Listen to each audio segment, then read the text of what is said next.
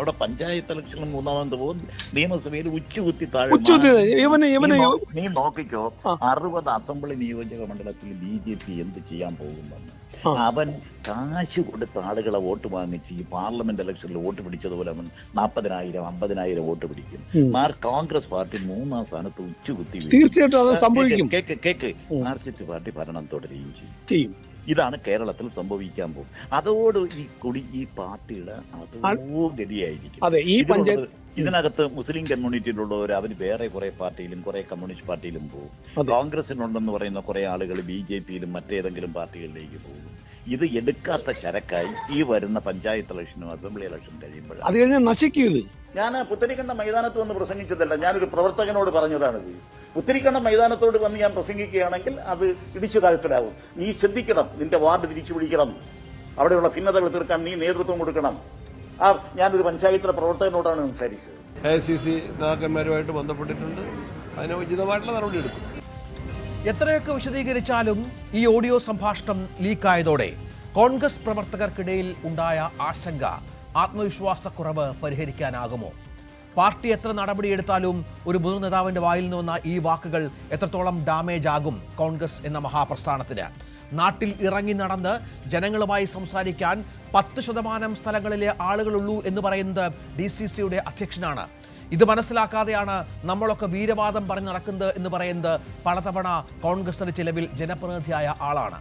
ഓരോ പാർട്ടിയും ഓരോ ഗ്രൂപ്പ് താല്പര്യങ്ങളും പറഞ്ഞ് തകർക്കുന്നതിന്റെ ഉത്തരവാദിത്തം ഉണ്ടാവണം. ഒരുത്തനും ഒരുത്തനെ അംഗീകരിക്കാൻ തയ്യാറല്ല. സംസ്ഥാനത്തെ ഒരു തിരിച്ചുവരവ് ആഗ്രഹിക്കുന്ന കോൺഗ്രസിന് വെള്ളിടിയായി ഈ ഫോൺ സംഭാഷണം. ഈ നിലയ്ക്ക് പോയാൽ പാർട്ടി എടുക്കാച്ചരക്കായി മാറുമെന്ന് പ്രവർത്തകരോട് പറയുന്നത് സംസ്ഥാനത്തെ മുതിർന്ന നേതാക്കളിൽ ഒരാൾ തന്നെയാണ്. പാലോട് രവി എന്ന DCC അധ്യക്ഷന്റെ വാക്കുകൾ തിരിച്ചുവരവിന് ഭഗീരഥ പ്രയത്നം നടത്തുന്ന കോൺഗ്രസിനെ വല്ലാതെ ഉലയ്ക്കുന്നു. BJPയുടെ കടന്നുകയറ്റവും പ്രവർത്തകരുടെയും നേതാക്കളുടെയും നിഷ്ക്രിയത്വവുമൊക്കെ പാലോട് രവി പറഞ്ഞു വെക്കുന്നു. പാർട്ടി തള്ളിപ്പറഞ്ഞെങ്കിലും സംസ്ഥാന രാഷ്ട്രീയത്തിലെ വർത്തമാനകാല യാഥാർത്ഥ്യങ്ങളാണോ പാലോട് രവിയുടെ വാക്കുകൾ? പ്രൈം ഡിബേറ്റ് ഈ വിഷയം ചർച്ച ചെയ്യുന്നു. സ്വാഗതം.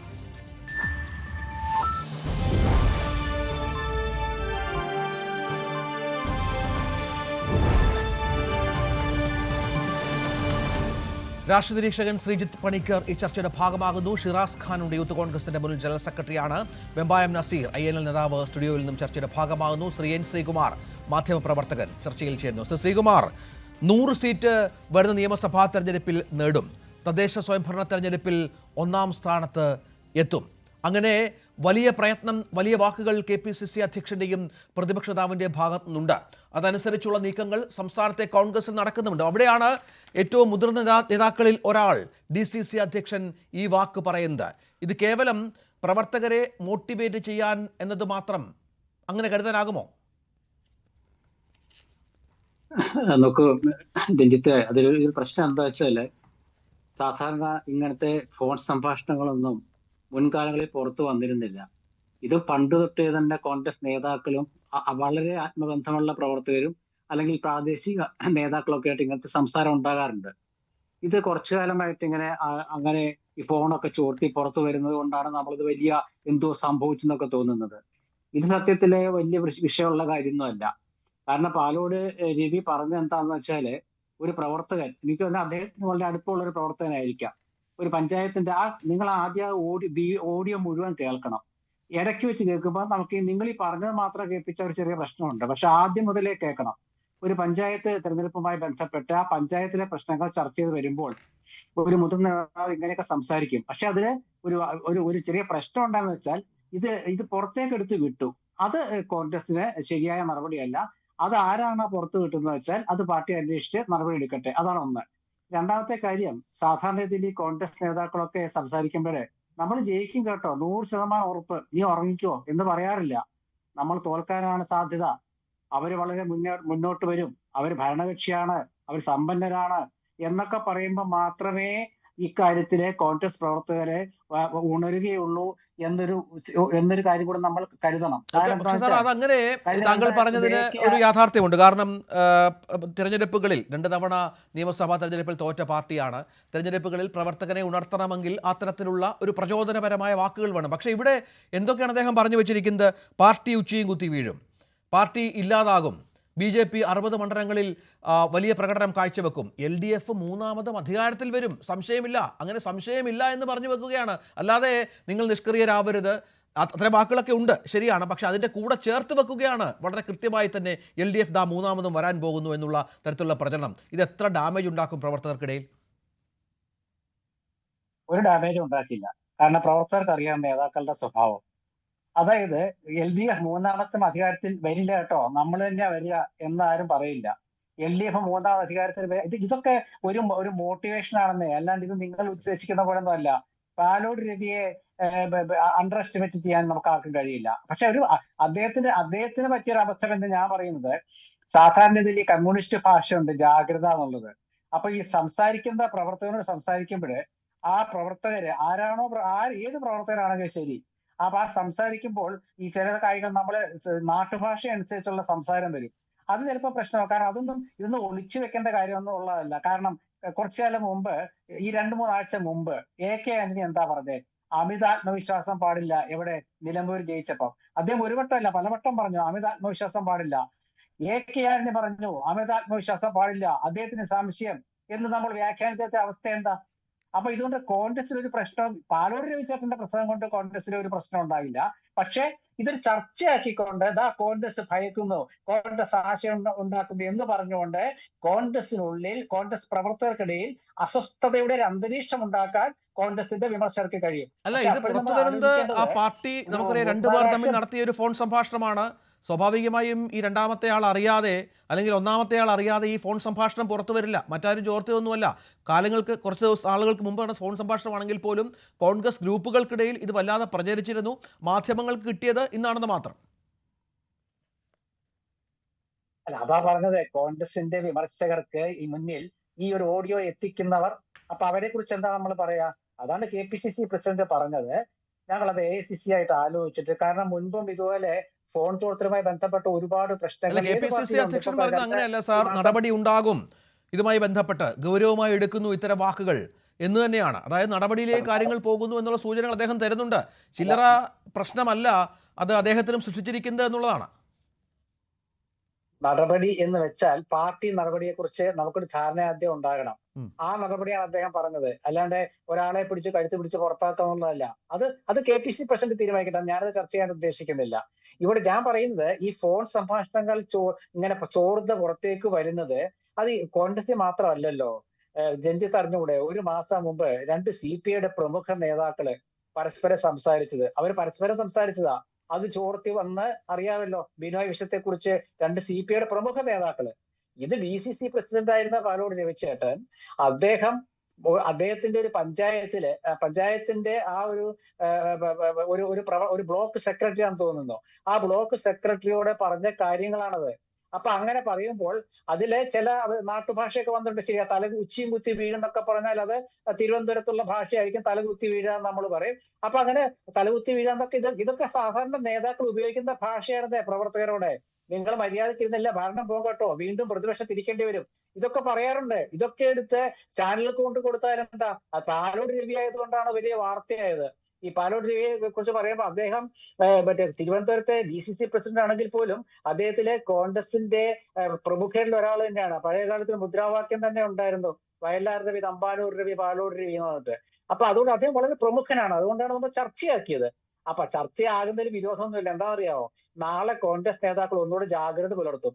കാരണം ഇങ്ങനെയൊക്കെ സംസാരിക്കുമ്പോൾ, നാട്ടുഭാഷയെ സംസാരിക്കുമ്പോഴും അത് പുലിവാലിലേക്ക് എത്തും. എന്ന് വെച്ചാൽ പുലിവാലി എന്ന് വെച്ചാൽ എന്താണ്? ഇപ്പൊ പാലോട് രവി കോൺഗ്രസിനെ മോശമായി ചിത്രീകരിച്ചു എന്നൊക്കെയല്ലേ ചാനലുകൾ പറയുന്നത്. പക്ഷെ ആ ഓഡിയോ പൂർണ്ണമായിട്ട് കാണിക്കുന്നുമില്ല. ഓഡിയോയുടെ തുടക്കം തൊട്ട് അവസാനം വരെ കേൾക്കണമെന്ന് പറഞ്ഞുകൊണ്ട് ഇപ്പൊ കോൺഗ്രസ് പ്രവർത്തകർ അത് പ്രചരിപ്പിക്കുന്നുണ്ട്. രഞ്ജിത്തെ, കോൺഗ്രസിന്റെ പ്രവർത്തകരെ ആ ഓഡിയോ മുഴുവൻ 8 മിനിറ്റും 14 സെക്കൻഡുമുള്ള ഓഡിയോ സംഭാഷണം മുഴുവൻ ഞാൻ കേട്ടതാണ്. അത് മുഴുവൻ കേട്ടതാണ്. പക്ഷെ അതിനകത്ത് ഈ പറഞ്ഞ ആദ്യ സമയത്തൊക്കെ മോട്ടിവേഷനുണ്ട്. ഈ പ്രവർത്തകനെ തൻ്റെ മണ്ഡലത്തിലെ ബ്ലോക്ക് പ്രസിഡന്റും നേതാക്കന്മാരുമായുള്ള പ്രശ്നങ്ങളൊക്കെ ചൂണ്ടിക്കാണിക്കുന്നുണ്ട്. പക്ഷേ അതിനിടയ്ക്ക് താങ്കൾ പറഞ്ഞതുപോലെ പാലോട് രവി എന്നത് കേരളത്തിലെ ഏറ്റവും പ്രമുഖനായ മുതിർന്ന കോൺഗ്രസ് നേതാവാണ്. അദ്ദേഹം വിശദീകരണത്തിലും അത് വ്യക്തമായി പറയുന്നുണ്ട്. അദ്ദേഹത്തിന് ഒരുപക്ഷെ കേരളത്തിലെ വർത്തമാനകാല രാഷ്ട്രീയത്തെക്കുറിച്ച് വളരെ വ്യക്തമായ ചിത്രമുള്ള ഒരാളാണ്. അദ്ദേഹം ഇത് പറയുമ്പോഴാണ് അതിൻ്റെ ഗൗരവ സ്വഭാവം വർദ്ധിക്കുന്നത്. നമുക്കറിയാം 60 മണ്ഡലങ്ങളിൽ BJP വലിയ ഇമ്പാക്റ്റ് ഉണ്ടാക്കുമെന്ന് പറയുന്നു. ഈ 60 മണ്ഡലങ്ങൾ കേന്ദ്രീകരിച്ചാണ് നിയമസഭാ തെരഞ്ഞെടുപ്പിൽ BJP വർക്ക് ചെയ്യാൻ പോകുന്നത്. അവരുടെ സമീപകാലത്തെ രാജീവ് ചന്ദ്രശേഖർ വന്ന ശേഷമുള്ള യോഗങ്ങളിലൊക്കെ ഈ 60 മണ്ഡലങ്ങളുമായി ബന്ധപ്പെട്ട ചർച്ചയാണ് ഉണ്ടായത്. അത് വളരെ കൃത്യമായി അദ്ദേഹം മനസ്സിലാക്കുന്നു. അവിടെ പരാജയം സംഭവിച്ചാൽ, അവിടെ CPM BJPയുടെ ചിലവിൽ കടന്നു കയറിയാൽ ആ പാർട്ടിക്കുണ്ടാകുന്ന ഇമ്പാക്റ്റ് അത് വ്യക്തമായി മനസ്സിലാക്കുന്ന നേതാവ് കൂടിയാണ് അദ്ദേഹം. ഒക്കെ ഞാൻ പറഞ്ഞത് മനസ്സിലായില്ലേ? അതായത് BJPയെയും CPMനെയും ഒന്നും നമ്മൾ വില കുറച്ച് കാണണ്ട. ഈ ഗവൺമെന്റിനെതിരെ ജനവികാരം ഉണ്ടെങ്കിലും നിലമ്പൂര് 10-12 വോട്ടിന് 15,000 വോട്ടുകൾക്ക് ജയിച്ച് 10,000 വോട്ടുകൾക്ക് ജയിച്ചെങ്കിലും, അതുപോലെ മറ്റു ഉപതെരഞ്ഞെടുപ്പുകൾ ജയിച്ചെങ്കിലും, ഈ പഞ്ചായത്ത് തെരഞ്ഞെടുപ്പും നമ്മൾ ശ്രദ്ധിക്കണം. കാരണം പഞ്ചായത്ത് എന്തായാലും ഡിവിഷനും വാർഡുമാണ് പഞ്ചായത്ത് മുനിസിപ്പാലിറ്റി. 5 വോട്ടും 6 വോട്ടും ഒക്കെ കൊണ്ടാണ് ഓരോരുത്തർ ജയിക്കുന്നത്. അപ്പൊ അവിടെയൊക്കെ ഇങ്ങനെ നമ്മൾ പെരുമാറുമ്പോൾ സൂക്ഷിച്ചു നിന്നില്ലെങ്കിൽ 5 വോട്ടാ ഇത് നമ്മൾ ജയിക്കും, നമ്മളാ ഭരിക്കാൻ പോകുന്നത്. ഇത് പറയാൻ കാരണം എന്താ വെച്ചാല് 2019 ലോക്സഭാ ഇലക്ഷൻ കാലത്ത് എല്ലാ 19 സീറ്റ് കോൺഗ്രസിന് കിട്ടി. എല്ലാ കോൺഗ്രസ്സുകാരും വിചാരിച്ചു ഭരണം നമുക്ക് തന്നെ എന്ന് വിചാരിച്ചു. എന്നാൽ എന്ത് സംഭവിച്ചു? അപ്പൊ അത് സംഭവിക്കാൻ പാടില്ല. പ്രത്യേകിച്ച് തിരുവനന്തപുരത്ത് തലസ്ഥാനത്ത് അവിടെ കോൺഗ്രസ് ഒരു MLA മാത്രമേ ഉള്ളൂ, കോവളം M. വിൻസെന്റ്. ബാക്കി ഒരിടത്തും ഇല്ല. മാത്രമല്ല അവിടെ മറ്റേ വട്ടിയൂർക്കാവാണെങ്കിലും നേമമാണെങ്കിലും ഈസ്റ്റ് ആണെങ്കിലും വെസ്റ്റ് ആണെങ്കിലും ഒക്കെ കോൺഗ്രസ് ജയിച്ച മണ്ഡലം അരുവിക്കര, അതെ ചെറിയ മിക്കവാറും സ്ഥലങ്ങളില്. അപ്പൊ അവിടൊക്കെ പാലോട് രവിയെ പോലുള്ള ഒരാള് നമ്മൾ ജയിക്കും കേട്ടോ. നമ്മളെല്ലാരും ഇനിയിപ്പോ നിങ്ങളൊന്നും അത്ര സങ്കടപ്പെടുകയൊന്നും വേണ്ട, നമ്മളൊക്കെ ജയിക്കും, അത് നമ്മൾ നിലമ്പൂർ ബോധ്യമായി എന്ന് പറയാൻ പറ്റുമോ? പറ്റില്ല. പകരം എന്താ പറയണ്ടേ? മര്യാദയ്ക്ക് നമ്മൾ പ്രവർത്തിച്ചില്ലേ തലയും കുത്തി വീഴും കേട്ടോ എന്ന് പറയുന്നത് തെറ്റൊന്നുമില്ല. അതൊരു നേതാവ് പറയുന്ന സ്വാഭാവികമായിട്ടുള്ള ഒരു 2 പേര് തമ്മിലുള്ള സംഭാഷണം. അല്ലാണ്ട് അദ്ദേഹം ഒരു പബ്ലിക് മീറ്റിങ്ങിലോ അല്ലെങ്കിൽ DCC ഓഫീസിലെ മീറ്റിങ്ങിലോ ഗ്രൂപ്പ് യോഗത്തിലോ അല്ലല്ലോ പറഞ്ഞത്. അദ്ദേഹത്തിന്റെ ഒരു സുഹൃത്ത് വിളിച്ചിട്ട് ആ സുഹൃത്തിനോട് പറഞ്ഞ കാര്യം അത് KPCC അതാണ് അന്വേഷിക്കുമെന്ന് KPCC പ്രസിഡന്റ് പറഞ്ഞ നടപടി ഉണ്ടാകട്ടെ, നല്ല കാര്യം തന്നെയാണ്. കാരണം എന്താ വെച്ചാല് കോൺഗ്രസ് നേതാക്കൾ, ഞാൻ ആദ്യമേ പറഞ്ഞല്ലോ, കോൺഗ്രസ് നേതാക്കൾ ശ്രദ്ധിക്കേണ്ട ഒരു കാര്യം, ഈ ചാനൽ യുഗത്തില് ഒരുപാട് താല്പര്യങ്ങളുള്ള നമുക്കിടയിലുണ്ട്. തീർച്ചയായും തിരിച്ചു വരാം. ശ്രീജിത്ത്, ഇതിനെ ശ്രീ N. ശ്രീകുമാർ അങ്ങനെയാണ് കാണുന്നത്. കോൺഗ്രസ് പ്രവർത്തകർ ഇന്നിപ്പോൾ നിരവധി കോൺഗ്രസ് പ്രവർത്തകർ, പ്രത്യേകിച്ച് യൂത്ത് കോൺഗ്രസ് പ്രവർത്തകരുടെ ഭാഗത്തു നിന്നൊക്കെ പാലോട് രവിക്കെതിരെ വലിയ FB പോസ്റ്റുകളൊക്കെ വന്നു. നേതൃത്വം കുറച്ച് കരുതലോട് കൂടിയാണ് ഈ വിഷയത്തെ സമീപിക്കുന്നത് എങ്കിൽ പോലും ഇത് നമുക്കറിയാം, സമീപകാലത്തായി നിരവധി ഉപതെരഞ്ഞെടുപ്പുകളിൽ വിജയിച്ച ഒരു പാർട്ടിയാണ്. VD സതീശൻ്റെ നേതൃത്വത്തിൽ വലിയ തിരിച്ചുവരവുണ്ടാകുമെന്ന് പ്രവർത്തകർ പ്രതീക്ഷിക്കുന്നു. ആ ആവേശം പ്രവർത്തകർക്കിടയിൽ ഉണ്ട് താനും, സംശയമില്ല അക്കാര്യത്തിൽ. അവിടെയാണ് ഇത്തരം ചില കാര്യങ്ങൾ പാലോട് രവിയെ പോലെ വളരെ പ്രധാനപ്പെട്ട ഒരു നേതാവ് പ്രവർത്തകരോടാണെങ്കിൽ പോലും പറയുന്നത്. ഇതിപ്പോൾ ഒരു പ്രവർത്തകരോട് പറഞ്ഞ ഫോൺ സംഭാഷണമാണ് കേട്ടത്. അദ്ദേഹം ഒരുപക്ഷെ അടുപ്പമുള്ള ആളുകളൊക്കെ മൊത്തം ഇത്തരം കാര്യങ്ങൾ പറയുന്നുണ്ടാകാം, നമുക്കറിയില്ല. അങ്ങനെ പറയുമ്പോൾ, അങ്ങനെ നമ്മളിതിനെ കാണുമ്പോൾ പാലോട് രവിയുടെ വാക്കുകളെ എങ്ങനെ സമീപിക്കണം? കാരണം നേരത്തെ ശ്രീകുമാർ പറഞ്ഞതുപോലെ കേവലം ഒരു മോട്ടിവേഷൻ അല്ലെങ്കിൽ ഇത്തരം കാര്യങ്ങൾ പുറത്തു വരുമ്പോൾ പ്രവർത്തകർ കുറച്ചുകൂടി ഉണരും എന്ന് മാത്രം കണ്ടാൽ മതിയോ ഇതിനെ? എനിക്ക് വ്യത്യസ്തമായിട്ടുള്ള ഒരു അഭിപ്രായമാണ് ശ്രീ രഞ്ജിത്ത്. കാരണം ഇതൊരു സ്വകാര്യ സംഭാഷണമായിരുന്നു എന്നത് പരിഗണിച്ചാലും അദ്ദേഹത്തിൻ്റെ ടോൺ ശ്രദ്ധിച്ചാലും നമുക്ക് മനസ്സിലാകും അത് ഒരു വാർണിംഗ് അല്ല, അത് എന്തെങ്കിലും തരത്തിലുള്ള ഒരു സന്ദേശമല്ല, അദ്ദേഹം തന്നെ പിന്നീട് വിശദീകരിച്ചതുപോലെ ഒരു ജാഗ്രതാ നിർദ്ദേശമോ ഒന്നുമല്ല, മറിച്ച് അത് അദ്ദേഹത്തിന്റെ പ്രവചനമാണ്. വരാനിരിക്കുന്ന 2 മേജർ തെരഞ്ഞെടുപ്പുകളിൽ, തദ്ദേശ ഭരണ തെരഞ്ഞെടുപ്പിലും നിയമസഭാ തെരഞ്ഞെടുപ്പിലും എന്താണ് സംഭവിക്കാൻ പോവുക എന്നതിനെക്കുറിച്ച് അദ്ദേഹത്തിന് മണ്ഡലത്തിന് പുറത്തുമുള്ള അദ്ദേഹത്തിന്റെ പ്രവചനമാണ്. ഇപ്പോൾ ഈ തിരുവനന്തപുരത്ത് DCCയുടെ ചാർജാണ് അദ്ദേഹത്തിനുള്ളതെങ്കിൽ തിരുവനന്തപുരം ജില്ലയുമായി ബന്ധപ്പെട്ട ഒരു കൺസേൺ മാത്രമാണ് അവിടെ ഉണ്ടാവുക. പക്ഷെ 60 മണ്ഡലങ്ങളെക്കുറിച്ച് അദ്ദേഹം പറയുന്നുണ്ട്. ആ 60 മണ്ഡലങ്ങൾ BJPയുടേത് മാത്രമായിട്ടുള്ള, അവർ ശ്രദ്ധ കേന്ദ്രീകരിക്കുന്ന, അവർ പണം കൊടുത്ത് ഒരുപക്ഷെ വോട്ട് വാങ്ങുന്ന എന്നൊക്കെ പറയുന്ന സ്പെസിഫിക് ആയിട്ടുള്ള മണ്ഡലങ്ങളുണ്ട്. അപ്പോൾ അത് തിരുവനന്തപുരത്ത് മാത്രമല്ലല്ലോ. എന്ന് വെച്ചാൽ വരുന്ന നിയമസഭാ തെരഞ്ഞെടുപ്പിനെ കുറിച്ച് കൂടിയുള്ള അദ്ദേഹത്തിന്റെ ഒരു പ്രവചനമാണ്. അതൊന്ന്. 2, നമ്മളൊരു ജാഗ്രതാ നിർദ്ദേശം കൊടുക്കുന്നത് ആർക്കാണ്? ഏതെങ്കിലും രീതിയിൽ ഓവർ കോൺഫിഡൻ്റ് ആയിട്ടുള്ള ഒരാളിന്, നമുക്ക് ഇങ്ങനെയൊക്കെ പ്രവർത്തിച്ചാൽ മതി എന്ന രീതിയിലത്തേക്കുള്ള ചിന്തയുള്ള ഒരാളിന്, നമ്മൾ ചിന്തിക്കുന്നത് പോലെ അല്ലാതെ ചിന്തിക്കുന്ന ഒരാളിനാണ് നമ്മളൊരു ജാഗ്രതാ നിർദ്ദേശം കൊടുക്കുന്നത്. ഞാൻ മനസ്സിലാക്കുന്നത് പോലെ തന്നെ കാര്യങ്ങളെ മറ്റൊരാൾ മനസ്സിലാക്കുകയാണെങ്കിൽ ഞാൻ അയാളോട് വീണ്ടും അത് ആവർത്തിക്കേണ്ടുന്ന കാര്യമില്ല. നമ്മൾ ഈ ഒരു സുദീർഘമായിട്ടുള്ള സംഭാഷണം ശ്രദ്ധിച്ചാൽ ഭയമുള്ള, ഏതെങ്കിലും തരത്തിലുള്ള ആശങ്കയുള്ള ഒരാളിനോട് സംസാരിക്കുന്ന രീതിയിലേ അല്ല അദ്ദേഹം സംസാരിക്കുന്നത്. മറിച്ച് അദ്ദേഹം പറയുന്ന അതേ രീതിയിൽ തന്നെ സംസാരിക്കുന്ന ആളാണ് മറുതലയ്ക്കുള്ളത്. അപ്പൊ ഈ വരുന്ന 2 തെരഞ്ഞെടുപ്പുകൾ കഴിയുമ്പോഴേക്കും ഈ പാർട്ടി നശിക്കും എന്ന് പറയുന്നതിൽ ഇദ്ദേഹത്തിനും അഭിപ്രായ വ്യത്യാസമില്ല, ഇത് കേൾക്കുന്ന ആളിനുമില്ല, യാതൊരു സംശയവുമില്ല എന്നാണ് അതിൽ പറയുന്നത്. എന്ന് വെച്ചാൽ ഒരേ വേവ് ലെങ്തിലുള്ള ഒരേ കാര്യങ്ങൾ തന്നെ പറയുന്ന 2 ആൾക്കാരാണ്. അവിടെ എന്തിനാണ് ജാഗ്രതാ നിർദ്ദേശം എന്നുള്ള ഒരു ചോദ്യം. 2, അദ്ദേഹം പറയുന്ന കാര്യങ്ങളുടെ മെറിറ്റ് നോക്കിക്കഴിഞ്ഞാൽ അത് കുറെയൊക്കെ ജസ്റ്റിഫൈഡ് ആണ്. കാരണം കോൺഗ്രസ് പ്രവർത്തകരുടെ ഇടയിൽ പലരുടെ ഇടയിലും ആത്മാർത്ഥതയില്ല എന്ന് അദ്ദേഹം പറയുന്നുണ്ട്, ആത്മാർത്ഥമായിട്ടുള്ള സ്നേഹമില്ല എന്ന് പറയുന്നുണ്ട്, കാലുവാരൽ വളരെ വ്യാപകമാണ് എന്ന് പറയുന്നുണ്ട്.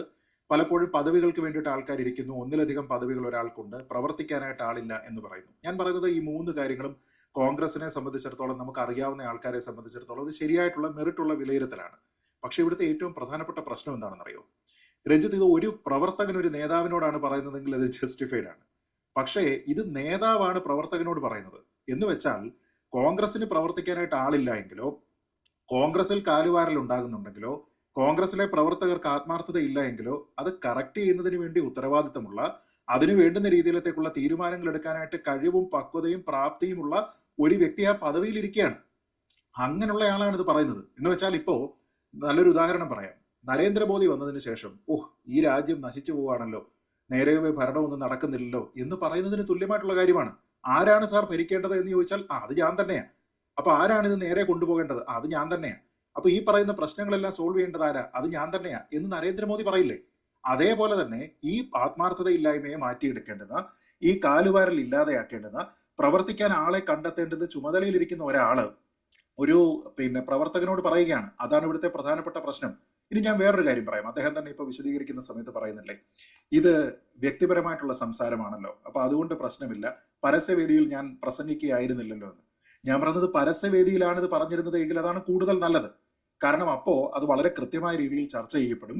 നമുക്കിങ്ങനെ നമ്മൾ കോംപ്ലസന്റ് ആകേണ്ടുന്ന ആവശ്യമില്ല എന്ന് പറഞ്ഞു കഴിഞ്ഞാൽ അത് കൃത്യമായിട്ടുള്ള ഒരു സന്ദേശമാണ്, വാർണിംഗ് ആണ്, ജാഗ്രതാ നിർദ്ദേശമാണ്. അതിന്റെ ഒരു നല്ല ഉദാഹരണം ഞാൻ പറയാം. കഴിഞ്ഞ ലോക്സഭാ തെരഞ്ഞെടുപ്പിന്റെ സമയം, ആ സമയത്താണ് ശ്രീ AK ബാലൻ, CPM-ന്റെ നേതാവ്, അദ്ദേഹം ഒരു പ്രസ്താവന നടത്തിയത്. വളരെ വ്യാപകമായിട്ട് അത് ചർച്ച ചെയ്യപ്പെട്ടു. അദ്ദേഹത്തിനെതിരെ ഒരു നടപടിയും CPM-ൽ നിന്നും ഉണ്ടായില്ല. എന്തുകൊണ്ടാണ്? അദ്ദേഹം അന്ന് പറഞ്ഞിരുന്നത്, പ്രവർത്തകരോട് അഡ്രസ് ചെയ്തുകൊണ്ട് പബ്ലിക് ആയിട്ടുള്ള ഒരു ചടങ്ങിൽ അദ്ദേഹം പറയുന്നത്, നീയൊക്കെ നന്നായി പ്രവർത്തിച്ചോ അല്ലെങ്കിൽ നമ്മുടെ ചിഹ്നം ഈനാമ്പേച്ചിയോ മരപ്പട്ടിയോ ആയി മാറും എന്നാണ്. എന്ന് വെച്ചാൽ നിങ്ങൾ കോംപ്ലസന്റ് ആകണ്ട, ഇങ്ങനെയുള്ള പ്രശ്നമുണ്ട്, നമുക്ക് വോട്ട് കിട്ടിയേ തീരൂ, നമ്മുടെ വോട്ടിംഗ് ശതമാനം വർദ്ധിപ്പിക്കണം, നമുക്ക് സീറ്റുകൾ കിട്ടണം, എങ്കിൽ മാത്രമേ നമ്മുടെ പാർട്ടി ചിഹ്നത്തിന് നിലനിൽപ്പുള്ളൂ, ദേശീയ പാർട്ടിയായിട്ട് നമുക്ക് നിലനിൽക്കാൻ കഴിയുകയുള്ളൂ എന്ന് അദ്ദേഹം പറഞ്ഞത് ആരെങ്കിലും ഫോണിൽ വിളിച്ചിട്ടല്ല. ഫോണിൽ വിളിച്ചിട്ട് പറയുമ്പോഴാണ് അത് പരദൂഷണമായി മാറുന്നത്. മറിച്ച് പരസ്യമായിട്ട് അത് പറയുമ്പോഴാണ് അത് ജാഗ്രതാ നിർദ്ദേശമായി മാറുന്നത്. AK ആന്റണിയുടെ ഉദാഹരണം പറഞ്ഞു. AK ആന്റണി പറഞ്ഞത് എവിടെ? ആരോടെങ്കിലും ഫോണിൽ വിളിച്ചിട്ട് രഹസ്യമായിട്ട് പറഞ്ഞ കാര്യമാണോ? അല്ല.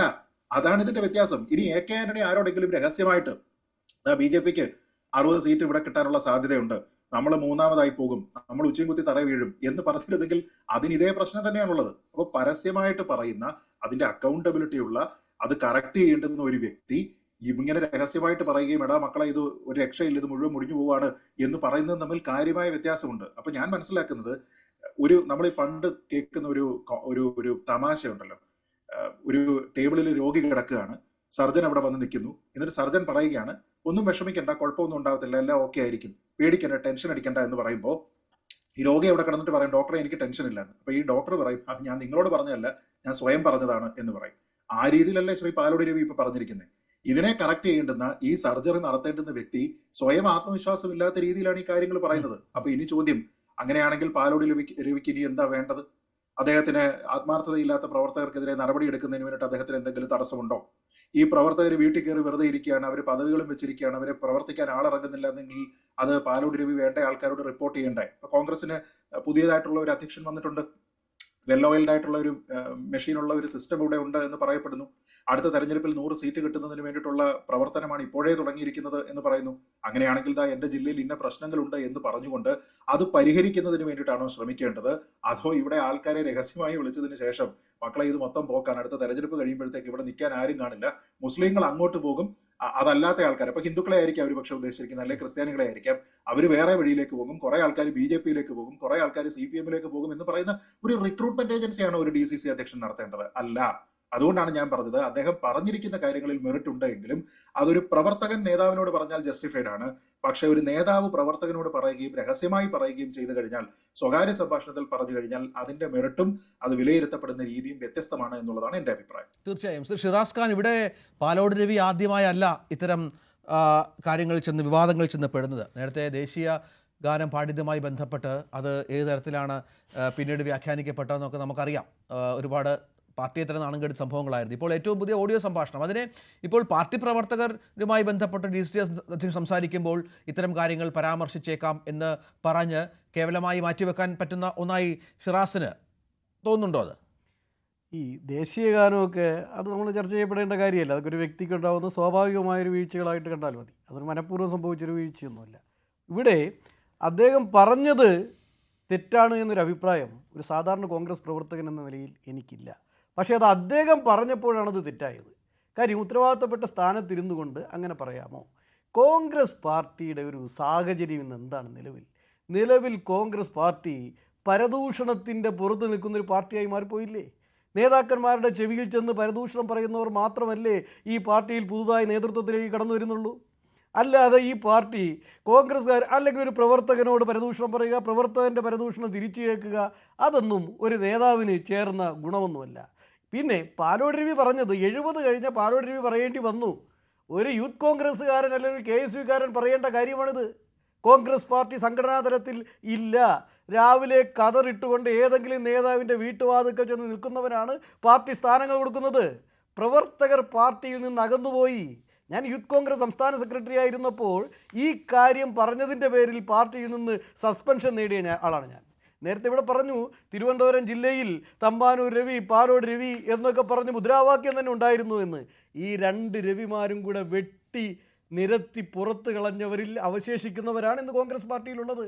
താഴെത്തട്ടിൽ ബൂത്തിൽ സ്ലിപ്പ് കൊടുക്കുവാൻ ഇന്ന് ആളില്ല എന്ന് അദ്ദേഹത്തിന് തന്നെ സ്വയം മനസ്സിലായതാണ്. അതൊരു യാഥാർത്ഥ്യം പറഞ്ഞു. ഇനി ഈ 70-75 വയസ്സ് കഴിഞ്ഞവരെ പാർട്ടിയുടെ ഉപദേശക റോളുകളിലേക്ക് മാറ്റിയിട്ട് കുറച്ചുകൂടി ആർജവവുമായി പ്രവർത്തിക്കുവാൻ, സംഘടന നിർമ്മിക്കുവാൻ ശേഷിയുള്ളവരെ, വിട്ടുവീഴ്ച ചെയ്യുവാൻ ശേഷിയുള്ളവരെ, അസഹിഷ്ണുത മാറ്റിവെക്കുവാൻ ശേഷിയുള്ളവരെ, പരദൂഷണം പറയുവാനും കേൾക്കുവാനും താല്പര്യമില്ലാത്ത, കോൺഗ്രസിൻ്റെ ചരിത്രവും ഐഡിയോളജിയും ജീവിതത്തിലേക്ക് പകർത്തുവാൻ ശേഷിയുള്ളവരെ പാർട്ടി നയിക്കാൻ ഏൽപ്പിച്ചില്ല എങ്കിൽ ഈ പാർട്ടി തിരഞ്ഞെടുപ്പ് കഴിയുമ്പോൾ അദ്ദേഹം പറഞ്ഞതുപോലെ തന്നെ അധോഗതിയിലേക്ക് പോകും. ഇവിടെ പാർട്ടിയിലേക്ക് കടന്നു വന്ന ചെറുപ്പക്കാർ വിശ്വാസയോഗ്യരാണോ? ഒരു ഫോൺ കോൾ, സ്വകാര്യ സംഭാഷണത്തിലെ ഫോൺ കോൾ പുറത്തു പോവുക എന്ന് പറയുന്നത് തന്നെ അതൊരു ധാർമ്മികത ഈ പാർട്ടിക്ക് നഷ്ടപ്പെട്ടില്ലേ? ആ ഫോൺ കോൾ പ്രചരിപ്പിക്കുന്നത് തന്നെ പാർട്ടി പ്രവർത്തകരല്ലേ? ഈ ചാനലുകാരുടെ കൈകളിലേക്ക് ആ ഫോൺ സംഭാഷണം എത്തിച്ചത് പാർട്ടി പ്രവർത്തകരാണ്. എൻ്റെ അറിവ് ശരിയാണ് എങ്കിൽ പാർട്ടിയിലെ യുവജന നേതാക്കന്മാരാണ് ഇത് ഞാൻ ആരാണെന്നൊന്നും പറയുന്നില്ല, ഈ സംഭാഷണം പുറത്തുവിടുകയും ലീക്ക് ചെയ്യിക്കുകയൊക്കെ ചെയ്യുന്നത്. അതൊന്നും പാർട്ടിക്ക് ഒരു താങ്കൾ പറഞ്ഞ പോലെ യുവജന നേതാക്കളുടെ മനസ്സിലുള്ള കാര്യം പാലോട് രവി സംസാരിച്ചപ്പോൾ അത് ആ തരത്തിൽ അവരതിനെ പുറത്തു വിട്ടെങ്കിലും ജനം അറിയട്ടെ എന്ന് കരുതാവാം. ഇത് വിളിച്ചു പറഞ്ഞൂടെ? യുവ നേതാക്കന്മാർക്ക് വിളിച്ചു പറയണ്ടേ? ഈ പാർട്ടി ഈ പോക്ക് പോയാൽ ശരിയാവില്ല. നിങ്ങൾക്കറിയാമോ, തിരുവനന്തപുരം DCC എന്ന് പറയുന്നത് കോൺഗ്രസ് പാർട്ടിയിൽ ഒരു സംവരണ സീറ്റാണ്. ഒരു പ്രത്യേക സമുദായത്തിന് വേണ്ടി മാത്രം. നിങ്ങൾ ചരിത്രം എടുത്ത് പരിശോധിച്ച് നോക്ക്. കോൺഗ്രസ് പാർട്ടി മതേതരത്വത്തിന് വേണ്ടി നിൽക്കുന്നു എന്ന് പറയുന്ന പാർട്ടി ജാതിയും മതവും തിരിച്ച് പാർട്ടി ഭാരവാഹികളെ നിശ്ചയിക്കാമോ? ഈ പാർട്ടി സ്ഥാനാർത്ഥിയെ നിർണ്ണയിക്കുമ്പോൾ മറ്റു പാർട്ടികൾ ചെയ്യുമ്പോൾ ചില സാമുദായിക സമവാക്യങ്ങളൊക്കെ സൂക്ഷിച്ചോട്ടെ. പക്ഷേ ഒരു DCC പ്രസിഡന്റിനെ ഒരു ജില്ലയിൽ വയ്ക്കുമ്പോൾ അത് ഇന്ന ജാതിയിൽപ്പെട്ട ആളെ വരാവൂ എന്ന് കോൺഗ്രസ് പാർട്ടി പറഞ്ഞാൽ എങ്ങനെയാണ് കോൺഗ്രസ് പാർട്ടി ശരിയാകുന്നത്? കോൺഗ്രസ് പ്രവർത്തകരുടെ ഒരു നേതാവ് വരട്ടെ എല്ലാ DCCയിലും. കോൺഗ്രസ് എല്ലാ ജാതി, എല്ലാ മതമില്ലാത്തവൻ എല്ലാവർക്കും കൂടെ ഒരുമിച്ച് നിന്ന് പ്രവർത്തിക്കുവാനുള്ള ഒരു പ്ലാറ്റ്ഫോം അല്ലേ? എന്ന് വെച്ചാൽ കോൺഗ്രസ് ദേശീയ പ്രസ്ഥാനം എന്ന നിലയിൽ കോൺഗ്രസിൻ്റെ ഐഡിയോളജിയിൽ നിന്നും പ്രഖ്യാപിത ലക്ഷ്യങ്ങളിൽ നിന്നുമൊക്കെ അത് ചുരുങ്ങി വ്യക്തികളിലേക്ക് കേന്ദ്രീകരിക്കുകയും വ്യക്തികളുടെ ആശ്രിതർക്ക് മാത്രം നിലനിൽക്കാൻ പറ്റുകയും ചെയ്യുന്ന ഒരു പ്രസ്ഥാനമായി മാറിയാൽ എങ്ങനെയാണ് ഈ പ്രസ്ഥാനത്തിലേക്ക് നീരൊഴുക്കുണ്ടാകുന്നത്? സോഷ്യൽ മീഡിയയുടെ പിന്തുണയോടുകൂടി മാത്രം നേതാവായി വരുന്ന അന്തകവിത്തുകൾ മാത്രം ഈ പാർട്ടിയിലേക്ക് കടന്നു വന്നാൽ നാളെ ഒരു പുതിയ ജനറേഷൻ ഈ പാർട്ടിയിലേക്ക് വേണ്ടേ? അപ്പോൾ ഇതിൻ്റെ എല്ലാം കൂടി ഒരു രത്ന ചുരുക്കമാണ്. സംഭവിക്കാൻ പാടില്ലാത്തതാണ് എങ്കിലും അദ്ദേഹത്തിൻ്റെ ഭാഷയിൽ ഫോൺ സംഭാഷണത്തിലൂടെ പുറത്തു വന്നത് അത് കോൺഗ്രസ് പാർട്ടിക്ക് നല്ലതിനേക്ക് നയിക്കും എന്നാണ് ഞാൻ വിശ്വസിക്കുന്നത്. കാര്യം ഈ പാർട്ടി ഈ രാജ്യത്ത് നിലനിൽക്കണമെന്ന് ആഗ്രഹിക്കുന്ന സാധാരണക്കാരുണ്ട്. ഈ പാർട്ടി നിലനിൽക്കണമെന്ന് ആഗ്രഹിക്കുന്ന സാധാരണക്കാർ താഴെത്തട്ടിൽ ഈ പാർട്ടി സംഘടിപ്പിച്ചുകൊണ്ട് വരുമ്പോൾ അവരെ എങ്ങനെ പാർട്ടിയിൽ നിന്ന് പുറത്താക്കാമെന്ന് ഈഗോ വാദിച്ച നേതാക്കന്മാർ റിസർച്ച് ചെയ്യുന്ന ഒരു സംഘടനാ സംവിധാനമാണ് ഇന്നുള്ളത്. അല്ല, നാട്ടിലിറങ്ങി ജനങ്ങളോട് സംസാരിക്കാൻ 10% സ്ഥലത്തെ നമ്മൾക്ക് ആളുള്ളൂ. DCC അധ്യക്ഷൻ പറയുകയാണ്. അതാണ് ഒപ്പം ആത്മാർത്ഥമായി ഒറ്റൊരാൾക്കും പരസ്പര ബന്ധമോ സ്നേഹമോ ഇല്ല. കാലുവാരി പാർട്ടിയെ ഛിന്നഭിന്നമാക്കുന്നവരാണ് കൂടുതൽ. ഇതൊക്കെ നമുക്കറിയാം. കോൺഗ്രസിലെ ഗ്രൂപ്പിസമോ തമ്മിൽ തല്ലോ പ്രശ്നങ്ങളോ ഒക്കെ കാലാകാലങ്ങളായി ഉള്ളതാണ്. അതിനുശേഷം ഒരു നേതൃത്വം വരുന്നു. ആ നേതൃത്വം പാർട്ടിയിൽ വലിയ അഴിച്ചുപണി ഉണ്ടാക്കുന്നു, അല്ലെങ്കിൽ ജനങ്ങളെ പ്രവർത്തകരെ കൂടുതൽ പാർട്ടിയിലേക്ക് അടുപ്പിക്കുന്ന നേതൃത്വമാണെന്ന് പറയുന്നു. ഗ്രൂപ്പുകളില്ല എന്ന് പറയുന്നു. ഇപ്പോൾ പാർട്ടി ഒറ്റക്കെട്ടാണെന്ന് പറയുന്നു. ആ പുതിയ നേതൃത്വത്തിന്റെ കീഴിലുള്ള DCC അധ്യക്ഷനാണ് ഇക്കാര്യം പറയുന്നതെന്നേ. ഒരു 2 മിനിറ്റ് എനിക്ക് തരാമോ? കെ കരുണാകരൻ DIC ഉണ്ടാക്കി പാർട്ടിയിൽ നിന്ന് പുറത്തു പോയപ്പോൾ പാർട്ടിയുടെ താഴെത്തട്ടിലുള്ള പ്രവർത്തിച്ചു വന്ന സാധാരണ പ്രവർത്തകർ എന്ത് ചെയ്തു? അദ്ദേഹത്തോടൊപ്പം പോയി. അവരായിരുന്നു ബൂത്ത് തലത്തിൽ പ്രവർത്തിച്ചുകൊണ്ടിരുന്നത്. എന്നാൽ ഇന്ന് A ഗ്രൂപ്പ് എന്ന് പറഞ്ഞ് നിന്ന സംവിധാനം എന്ന് പറഞ്ഞു കഴിഞ്ഞാൽ അവരെപ്പോഴും ക്യാമ്പസുകളിൽ വന്ന് നേതൃത്വത്തിൻ്റെ മുകളിൽ ചില ഗിമ്മിക്കുകളൊക്കെ കളിച്ച് ജനങ്ങളുടെ ഇടയിൽ നിന്ന നേതാക്കൾ മാത്രമാണ്. അവർക്ക് ബൂത്തുകളിൽ ബന്ധമില്ലായിരുന്നു. കെ കരുണാകരനും മകനുമൊക്കെ പാർട്ടിയിലേക്ക് തിരിച്ചു വന്നപ്പോൾ അഭിമാനബോധമുണ്ടായി DICയിലേക്ക് പോയവരാരും എന്ത് ചെയ്തില്ല? പലരും തിരിച്ചു വന്നില്ല. പലരും നിഷ്പക്ഷരായി, പലരും മിണ്ടാതിരുന്നു, അല്ലെങ്കിൽ മറ്റ് ചില പ്രാദേശിക സംഘടനകളിലൊക്കെ പെട്ടു നിന്നു. അവിടെ തുടങ്ങി ഈ പാർട്ടിയുടെ ബൂത്ത് തലത്തിലുള്ള അപജയം. പിന്നെ ഈ പാർട്ടി എന്തുകൊണ്ട് അധികാരത്തിൽ വരുന്നു എന്ന് പറഞ്ഞു കഴിഞ്ഞാൽ മാർക്സിസ്റ്റ് പാർട്ടിയുടെ കൊള്ളരുതായ്മ സഹിക്കാതെ വരുമ്പോൾ ജനം ഈ പാർട്ടിക്ക് വോട്ട് ചെയ്യുന്നു. BJPയുടെ കൊള്ളരുതായ്മ സഹിക്കാതെ വയ്യാത്തതുകൊണ്ട് ഒരു ഓപ്ഷൻ എന്ന നിലയിൽ കോൺഗ്രസ് പാർട്ടിയെ തിരഞ്ഞെടുക്കുന്നു. കോൺഗ്രസ് പാർട്ടി സ്വന്തമായൊരു ഐഡിയോളജി പറഞ്ഞ് താഴെത്തട്ടിൽ പ്രവർത്തകരെ അടിപ്പിക്കുവാൻ, പ്രവർത്തകരെ ഒപ്പം നിൽക്കുവാൻ, ഈ പാർട്ടിക്ക് വേണ്ടി പ്രവർത്തിക്കുന്നവനെ നിഷ്കരണം, അവരൊരു വാക്കുപോലും കേൾക്കാതെ പാർട്ടിയിൽ നിന്ന് ഒറ്റപ്പെടുത്തി ഒഴിവാക്കുന്ന ഒരു സംവിധാനമാണ് ഈ പാർട്ടിയിലുള്ളത്. അത് നേരിട്ട് അറിയാവുന്ന ഒരാളാണ് ഞാൻ. അതുകൊണ്ടാണ് പറയുന്നത്. എന്നെപ്പോലെ കേരളത്തിൽ അങ്ങോളം ഇങ്ങോളം കോൺഗ്രസ് പ്രവർത്തകന്റെ അവസ്ഥ ഇതാണ്. ശരി, വെമ്പായ നസീർ, LDFനെ സംബന്ധിച്ചിടത്തോളം ഈ DCC അധ്യക്ഷന്റെ വാക്കുകൾ സന്തോഷം പകരുന്നതാണ്. പക്ഷേ അവിടെ പറഞ്ഞു വെക്കുന്നൊരു കാര്യം BJPയുടെ കടന്നുവരവാണെന്നേ. 60 മണ്ഡലങ്ങളിൽ BJP കുതിച്ചെത്തും, അത് LDFന് മൂന്നാമതും ഭരണം നൽകാൻ കാരണമാകുമെന്ന് പറയുമ്പോൾ LDFന്റെ ഗുണം കൊണ്ടൊന്നും അല്ല ഒരുപക്ഷെ ഭരണം കിട്ടുകയാണെങ്കിൽ ഉണ്ടാവുക എന്നുള്ളത് പറഞ്ഞു വെക്കുകയാണ് DCC അധ്യക്ഷൻ. അത് നമ്മൾ അങ്ങനെയല്ല, അത് മനസ്സിലാക്കേണ്ടത് അങ്ങനെയല്ല. ഇവിടെ എനിക്ക് മുമ്പ് സംസാരിച്ച ഞാൻ ഏറ്റവും കൂടുതൽ ബഹുമാനിക്കുന്ന ശ്രീജിത്ത് സാറായിരുന്നാലും ശരി, ശ്രീമാർ സാറി, എന്ത് നിസ്സാരവൽക്കരിച്ചാണ് അത് പറയുന്നത്. അത് വെറുതെ പറഞ്ഞാണ്, തമാശ പറഞ്ഞാണ്. ഈ പാലോട് രവി ആരാണ് സാർ? പാലോട് രവി കോൺഗ്രസിൻ്റെ സാധാരണ പ്രവർത്തകനല്ല.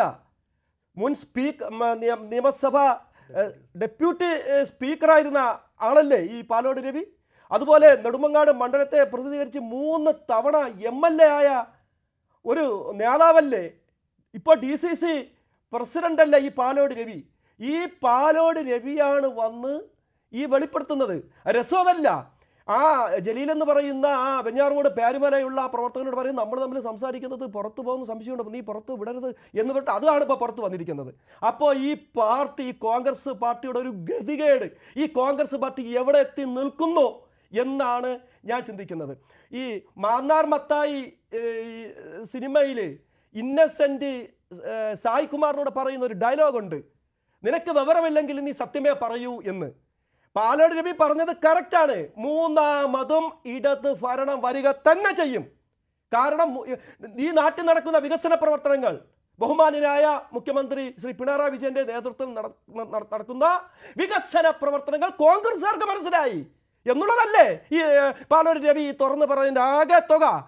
നാട്ടിൽ നടക്കുന്ന വികസന പ്രവർത്തനങ്ങൾ കോൺഗ്രസുകാർക്കും മനസ്സിലായി. അതുകൊണ്ട് മൂന്നാമതും LDF ഇടതുപക്ഷം ഭരണത്തിൽ വരും എന്നല്ല നമ്മൾ മനസ്സിലാക്കേണ്ടത്. ഈ പാലോട് രവി നമുക്കറിയാം. ഈ പാലോട് രവി നേരത്തെയും ഇദ്ദേഹം ഈ ജനകട ഒരു കോൺഗ്രസ് ഒരു DCC പ്രസിഡന്റ് ഒരു ഗതികേട് ആലോചിച്ചു. ദേശീയ ഗാനം പോലും നേരെ ചൊവ്വെ പാടാൻ ഈ മാന്യ അദ്ദേഹത്തിന് അറിയില്ല. ജനകട അങ്ങനെ പറഞ്ഞപ്പോൾ തന്നെ സിദ്ദീഖ് കഴുത്തിന് പിടിച്ച് പുറത്താക്കിയത് ലോകം മുഴുക്കെ കണ്ട് ചിരിച്ചതല്ലേ നമ്മൾ. ഒരു കോൺഗ്രസ് നേതാവാണ്. ആ സിദ്ദീഖ് ആ സ്ഥലത്തില്ലായിരുന്നുവെങ്കിൽ ഈ ദേശീയ ഗാനം അദ്ദേഹം പാടി ലോകം മുഴുക്കെ ഒന്ന് ആലോചിച്ചു. പെട്ടെന്ന് അദ്ദേഹം ഇടപെടുകയും കഴുത്തിന് പിടിച്ച് പുറത്താക്കുകയും ചെയ്തു. ഇത് സാധാരണ നമ്മൾ പറയാറുണ്ട് 10, 60, 70 വയസ്സായി കഴിഞ്ഞാൽ ഇവരെയൊക്കെ വീട്ടിൽ പറഞ്ഞ് ഇവരുടെ പുതിയ ആൾക്കാരെ അവസരങ്ങൾ കൊടുക്കണം. ഇത് 70 വയസ്സ് സാർ കൊച്ചു കുട്ടികളെ നേതാവാണ്. മുതിർന്ന നേതാവ് കാണിച്ചു വിടണ കണ്ടില്ലേ? 70-80 വയസ്സൊക്കെ ആകുമ്പോൾ എന്താണെന്നറിയാം, വൃദ്ധസദനമായി ഈ കോൺഗ്രസ് മാറിയിരിക്കുകയാണ്. വൃദ്ധസദനമായി ആ LDF-ന്റെ മുഖ്യമന്ത്രിക്ക് ഇങ്ങനെ ഇതുപോലെ വളർത്തുപുത്രന്മാരെയും ഇതുപോലെ ആശ്രിതരെയും LDF അവർ വളർത്തൂല. LDF-ന്റെ മുഖ്യമന്ത്രിക്ക് എത്ര വയസ്സുണ്ട്? എന്തോ LDF-ന്റെ മുഖ്യമന്ത്രിക്ക് എത്ര വയസ്സ്? LDF-ന്റെ മുഖ്യമന്ത്രി പിണറായി വിജയന്റെ ചരിത്രം എന്നൊക്കെ പറഞ്ഞു കഴിഞ്ഞാൽ പിണറായി വിജയൻ എന്ന അനിശ്ചയത്തിനായ നേതാവാണ്. കേരളത്തിന്റെ അനിശ്ചയത്തിനായ നേതാവാണ്. അതുപോലെ 1-2 നേതാക്കൾക്ക് ഇളവ് കൊടുക്കും. പക്ഷെ അതുപോലെയാണ് കോൺഗ്രസിൽ പുതിയ DCC അധ്യക്ഷന്മാരുടെ ഒരു കണക്കൊക്കെ എടുത്താൽ ഈ പറഞ്ഞ 1-2 ആളുകൾക്ക് മാത്രമായിരിക്കും താങ്കൾ പറഞ്ഞ ഈ പ്രായത്തിന്റെ സാറേ. കോൺഗ്രസിൽ 100 കണക്കിന് ഇപ്പൊ എന്റെ സുഹൃത്ത് അദ്ദേഹം പറഞ്ഞ കഴിവുള്ളവരൊക്കെ പുറത്ത് നിൽക്കുകയാണ്. ഞാൻ പറഞ്ഞ AK ആന്റണി എണീറ്റ് നിന്ന് കൈലുമുണ്ട് കൊടുക്കാനുള്ള ആരോഗ്യം അദ്ദേഹത്തിനില്ല. അദ്ദേഹം മുഖ്യമന്ത്രി ഒന്നും കൂടി ആവാൻ പറ്റുമോ എന്ന് പറഞ്ഞ ശ്രമം നടത്തുകയാണ്. AK ആന്റണി 90 വയസ്സായ AK ആന്റണി. വേണുഗോപാൽ ഡൽഹിയിൽ നിന്ന് ചരട് വലിക്കുന്നു, മുഖ്യമന്ത്രി ഇവിടെ ആവാൻ പറ്റുമോ എന്ന്. രമേശ് ചെന്നിത്തല വേറെ കളികൾ കളിക്കുന്നു. അതുപോലെ എം എ ഹസന് എടിച്ച് ഒറ്റയ്ക്ക് നടക്കാൻ അദ്ദേഹത്തിനുള്ള ആരോഗ്യമില്ല. അദ്ദേഹം എനിക്കും പറ്റുമോ എന്ന് പറഞ്ഞ് അദ്ദേഹം ശ്രമം നടത്തുകയാണ്. അതുപോലെ സുധാകരൻ ഇതുപോലെ 10-20 പേര് പശ മുക്കിയ കതറും തേച്ച് വെച്ചുകൊണ്ട് നിൽക്കാൻ മുഖ്യമന്ത്രി ആവുമെന്നും പറഞ്ഞ് ഈ തമ്മിലടിയായി ഈ കോൺഗ്രസ് മാറി കഴിഞ്ഞു. സാർ ഈ പറഞ്ഞതിന് മറ്റൊരു ഇതും കൂടെ നോക്കണം. ഇവർ രഹസ്യമായിട്ട് BJP വളർത്തുകയാണ്. ഈ മുമ്പും ഈ പാലോട് രവിയെക്കുറിച്ച് ആക്ഷേപം ഉണ്ടായിട്ടുണ്ട്. ഇദ്ദേഹം RSS സഹയാത്രനായി ഇദ്ദേഹം മാറിയിരിക്കുന്നത് ഇപ്പം മറനീക്കി പുറത്ത് വന്നിരിക്കുന്നു സാർ. പക്ഷേ ഒരു കാര്യം ഉറപ്പാണ്, ഇദ്ദേഹം വിവരം ഇല്ലെങ്കിൽ പറഞ്ഞ സത്യമാണ്. മൂന്നാമതും ഇടതുപക്ഷം വരിക തന്നെ ചെയ്യും. നാട്ടിൽ നടക്കുന്ന വികസനം. ശരി തിരിച്ചു വരാം. ശ്രീകുമാർ, ഇവിടെ ഈ PS പ്രശാന്ത് നമുക്കറിയാം പാലോട് രവിയുമായി കലഹിച്ച് അദ്ദേഹത്തിനെതിരെ ആരോപണം ഉന്നയിച്ച് പാർട്ടിയിൽ നിന്ന് പുറത്തു പോവുകയും CPM-ന്റെ ഭാഗമാവുകയും ഒക്കെ ചെയ്യുന്ന നേതാവാണ്. അദ്ദേഹത്തിൻ്റെ ഫേസ്ബുക്ക് പോസ്റ്റൊക്കെ ഇപ്പോൾ കാണുകയായിരുന്നു. അദ്ദേഹമൊക്കെ ആഹ്ലാദിക്കുകയാണ്. ചില ഓഡിയോ സംഭാഷണങ്ങളൊക്കെ പുറത്തു വന്നിട്ടുണ്ട്. ചില സത്യങ്ങൾ ചില ആളുകൾ തുറന്നു പറഞ്ഞു എന്നൊക്കെ പറഞ്ഞ് ഈ ചേർത്ത് നിർത്തേണ്ട പല ആളുകളെയും ചേർത്ത് നിർത്താതെ അല്ലെങ്കിൽ സ്വന്തം രാഷ്ട്രീയ താല്പര്യങ്ങൾക്കായി പലതരത്തിലുള്ള തെരഞ്ഞെടുപ്പുകളിലും മറ്റും പല കളികൾ കളിച്ച് പുറത്തുപോയ ഒരുപാട് ആൾക്കാരുണ്ട്. ഈ പറഞ്ഞതുപോലെ നേരത്തെ സംസാരിച്ച ആളുകളൊക്കെ പറഞ്ഞ പ്രധാനപ്പെട്ട കാര്യം അത്തരമൊരു കോർഡിനേഷൻ പാർട്ടിയിൽ ഉണ്ടാകുന്നില്ല. പാലോട് രവിയുടെ വാക്കുകളിലും ഉണ്ടത്. 10% സ്ഥലത്തെ നമുക്ക് സംസാരിക്കാൻ ആളുള്ളൂ. ആത്മാർത്ഥമായ ഒരാൾക്കും പരസ്പര ബന്ധമോ സ്നേഹമോ ഇല്ല. പുതിയ നേതൃത്വമാണ്, പുതിയ പ്രതീക്ഷകളാണ്. അതിനൊക്കെ വിഘാതമാവുകയല്ലേ ഇത്? നോക്കൂ രഞ്ജിത്തെ, നമ്മൾ ഈ രാഷ്ട്രീയമാണ് സംസാരിക്കുന്നത്. രാഷ്ട്രീയം എന്ന് പറയുമ്പോൾ അത് ജയിക്കാൻ വേണ്ടിയുള്ള ഒരു തത്രപ്പാടിലാണ് എല്ലാ പാർട്ടികളും. അതുകൊണ്ടാണല്ലോ മുഖ്യമന്ത്രി ആണെങ്കിലും പ്രതിപക്ഷ നേതാക്കളാണെങ്കിലും ഒക്കെ ഏതെങ്കിലും മണ്ഡലത്തിൽ ഉപതെരഞ്ഞെടുപ്പ് നടക്കുമ്പോൾ അവിടെ കേന്ദ്രീകരിച്ച് അവരാൽ കഴിയുന്ന രീതിയിൽ പ്രവർത്തിക്കുന്നത്. അത് നമ്മൾ തൃക്കാക്കരയിലും പുതുപ്പള്ളിയിലും പാലക്കാട്ടും നിലമ്പൂരും കണ്ടു. അവിടെയൊക്കെ കോൺഗ്രസ് ജയിക്കുകയും ചെയ്തു. പക്ഷെ എന്നിട്ടും കോൺഗ്രസിന്റെ നേതാക്കൾ പറയുകയാണ് നമ്മളിങ്ങനെ ഇരുന്നിട്ട് കാര്യമില്ല, BJP 60 മണ്ഡലങ്ങളിൽ എന്ന് BJP-യുടെ അഭിപ്രായമാണ്. 110 മണ്ഡലങ്ങളിൽ ജയിക്കുമെന്നുള്ളത് CPM-ന്റെ അഭിപ്രായമാണ്. കോൺഗ്രസ് ആണെങ്കിൽ 65 മണ്ഡലങ്ങൾ കേന്ദ്രീകരിച്ച് പ്രവർത്തിക്കാൻ തീരുമാനിക്കും. ഇതൊക്കെ ഓരോ രാഷ്ട്രീയ പാർട്ടിയുടെ നിലപാടുകളാണ്. അതൊക്കെ വേറെ രാഷ്ട്രീയ നേതാവ് പരസ്പരം സംസാരിക്കുമ്പോൾ അത് ആ സംസാരത്തിൽ കവിഞ്ഞ് നിങ്ങൾ ഉദ്ദേശിക്കുന്ന രീതിയിൽ ഒരു രാഷ്ട്രീയ ഭൂകമ്പവും ഇപ്പം നമ്മുടെ നാട്ടിലുണ്ടാകാൻ പോകുന്നില്ല. അതിലിപ്പോ നമ്മൾ അങ്ങനത്തെ ഒരു രാഷ്ട്രീയം സംസാരിക്കാനാണ് ഞാൻ ഇഷ്ടപ്പെടുന്നത്. ഇപ്പൊ വ്യക്തിപരമായിട്ട് ഇപ്പൊ നമ്മളെല്ലാവരും നാളെ ചെറുപ്പക്കാരാവില്ലല്ലോ. നമ്മളൊക്കെ പ്രായമായി വരുമ്പോൾ നല്ല നല്ല നേതാക്കള് ആ സ്ഥാനത്ത് തുടരും. തീരെ അവശരായ നേതാക്കൾ മാറും. ചിലരെ അവശരാക്കി മാറ്റി വീട്ടിൽ നിർത്തും. ഇതൊക്കെ നമ്മൾ കണ്ടുകൊണ്ടിരിക്കുന്നതാണ്. അതല്ല രാഷ്ട്രീയം. രാഷ്ട്രീയം എന്ന് പറയുന്നത് നിലപാടുകളാണ്. ആ നിലപാടുകളിൽ എന്തുകൊണ്ടാണ് പിണറായി വിജയനെ എല്ലാവരും എതിർക്കുന്നത്? എന്തുകൊണ്ടാണ്? പിണറായി വിജയൻ ആയതുകൊണ്ടാണോ? അല്ല. അദ്ദേഹം CPM-ന്റെ പൊളിറ്റ് ബ്യൂറോ മെമ്പറാണ്. CPM-ന്റെ സമന്വയ നേതാവാണ്. എന്തുകൊണ്ടാണ് VS അച്യുതാനന്ദനെ CPM-ന്റെ ഒരു വിഭാഗം എതിർത്തുകൊണ്ടിരുന്നത്? എന്തുകൊണ്ടാണ്? അത് ആ പാർട്ടിയിലെ ഉൾപാർട്ടി പ്രശ്നമാണ്. നിങ്ങൾ പറഞ്ഞുണ്ടാക്കുന്നതാണ്. നിങ്ങളെ പോലെ മാധ്യമ പറഞ്ഞ ആരെതിർത്ത് സാറേ? ഇപ്പൊ VS അച്യുതാനന്ദൻ മരിച്ചപ്പോ കണ്ടില്ലേ, മനുഷ്യ കടല് കണ്ടില്ലേ, റോഡ് മുഴുക്കെ. ഇത് ആരെതിർത്ത്? അത് നിങ്ങൾ പറഞ്ഞുണ്ടാക്കണേ. അതുകൊണ്ട് കാര്യങ്ങൾ മനസ്സിലാക്കി സംസാരിക്കണം സാറേ. അദ്ദേഹം പറയട്ടെ. ശ്രീകുമാർ തുടരാം. നിങ്ങൾ VS അച്യുതാനന്ദൻ ഗ്രൂപ്പ് നിങ്ങൾ പറഞ്ഞ ഇടതുപക്ഷത്തിനകത്ത് ഒരു പ്രശ്നം ഒന്നുമില്ല. അതൊക്കെ നമ്മൾ ഒരുപാട് ചർച്ച ചെയ്താണ്. ശ്രീകുമാർ തുടരാം. അപ്പൊ ഈ നിലപാടുകളെ കുറിച്ച് നമ്മൾ ചർച്ച ചെയ്യുമ്പോൾ ആ നിലപാടിന്റെ അടിസ്ഥാനത്തിലാണ് ഞാൻ ഇതിനെ കാണുന്നത്. ഇപ്പൊ അതുകൊണ്ട് ഞാൻ നേരത്തെ പറഞ്ഞ CPI ഉള്ളിലത്തെ നേതാക്കളുടെ പ്രശ്നം, അതുപോലെ CPM ഉള്ളിലത്തെ നേതാക്കളുടെ പ്രശ്നം. ഇപ്പൊ പാലക്കാട്ട് അവിടുത്തെ ശശി അവിടുത്തെ മുതിർന്ന CPM നേതാവാണ്, ATDCയുടെ ചെയർപേഴ്സണാണ്. അവിടെ അദ്ദേഹത്തിനെതിരെ പരസ്യമായിട്ട് പാർട്ടി പ്രവർത്തക പ്രകടനം നടത്തി. അതെന്താ കാരണം? എന്താ? അവിടുത്തെ രണ്ട് നിലപാടുകൾ തമ്മിലുള്ള പ്രശ്നമാണ്. അങ്ങനെ കോൺഗ്രസിലും ഇതുപോലെ തന്നെ എല്ലാ നേതാക്കളും ഒരേപോലെ ചിന്തിക്കുകയാണെങ്കിൽ നമ്മുടെ നാട്ടിൽ ഒരു പാർട്ടിയൊന്നും വേണ്ടല്ലോ.